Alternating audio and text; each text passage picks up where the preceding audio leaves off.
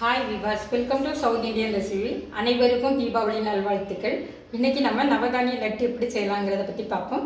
அதுக்கு தேவையாக நான் 250 கிராம் காணம், 250 கிராம் சிறுபயிறு, 250 கிராம் உளுந்து, 150 கிராம் நிலக்கடலை, 12 ஏலம், 2 டேபிள் ஸ்பூன் தேங்காய் துருவியது, அப்புறம் 100 கிராம் முந்திரி, 2 டேபிள் ஸ்பூன் நெய், ஒரு டேபிள் ஸ்பூன் எள்ளு, அரை கிலோ கருப்பு கட்டி. இது எப்படி செய்யலாங்கிறத பற்றி பார்க்கலாம். நம்ம கனமான பாத்திரத்தை அடுப்பில் வச்சுட்டு இது தனித்தனியாக நம்ம என்ன செய்யணும்னா வறுத்து எடுக்கணும். ஏன்னா மீடியம் ஃப்ளேமில் வச்சா போதும், ஏன்னா பாத்திரம் ரொம்ப கனமாக இருக்கிறதுனால சீக்கிரம் கருகிடும். அதே போல் காணம், உளுந்து, நிலக்கடலை எல்லாமே நம்ம தனியாக வறுத்து பொடிக்கிறதுக்காக, அதாவது கிரைண்ட் பண்ணுறதுக்காக நம்ம தனித்தனியாக வறுத்து எடுத்துக்கலாம். இப்போ பார்த்தீங்கன்னா இந்த சிறுபயிறு, காணம், உளுந்து எல்லாமே தனித்தனியாக வறுத்து வச்சுருக்கிறேன். இப்போ இதை என்னென்னா நல்லா ஆற விடணும்.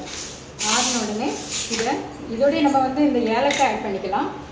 ஏலக்காய் இதோடு போட்டு நம்ம இதை கொஞ்சம் நைஸாக மிக்ஸி ஜாரில் போட்டு கிரைண்ட் பண்ணி எடுத்துக்கலாம்.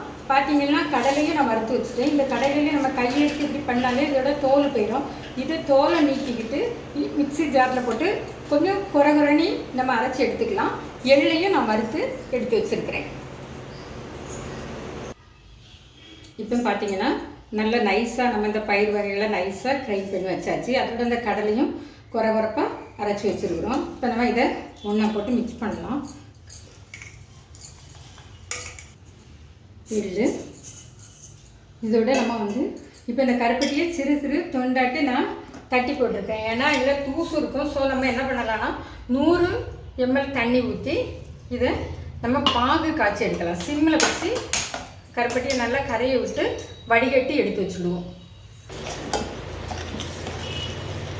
இப்போ பார்த்தீங்கன்னா கருப்பட்டியில் 100 ml தண்ணி ஊற்றி அதை நான் பாகு காய்ச்சி எடுத்து வச்சுருக்கேன். ஏன்னா அதில் தூசு இருக்கும். ஸோ நம்ம ஃபில்ட்ரு பண்ணி எடுத்துக்கலாம்.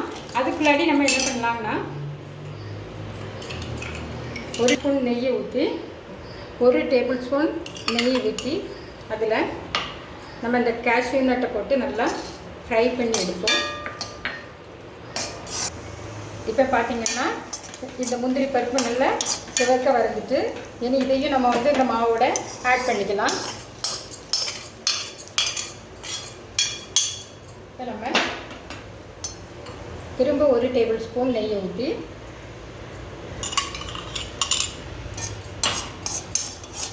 தேங்காவை நல்லா பொன்னிறமாக வறுத்து அதோடு நம்ம ஆட் பண்ணிக்கலாம்.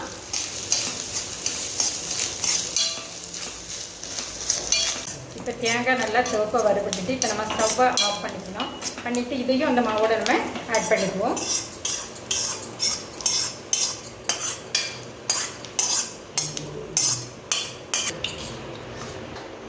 நம்ம காய்ச்சி வச்சுருக்க எடுத்து வச்சுருக்க இந்த பாகை கொஞ்சம் கொஞ்சமாக ஊற்றி இந்த மாவோட நல்லா நம்ம மிக்ஸ் பண்ணுவோம்.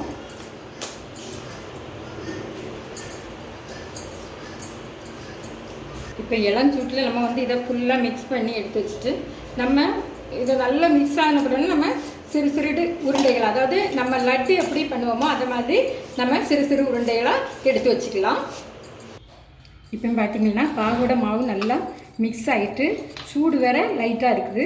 இனி இந்த பதத்தில் நம்ம என்ன பண்ணோம்னா சிறு சிறு உருண்டையாக லட்டு பிடிப்போம் அது மாதிரி பிடிச்சி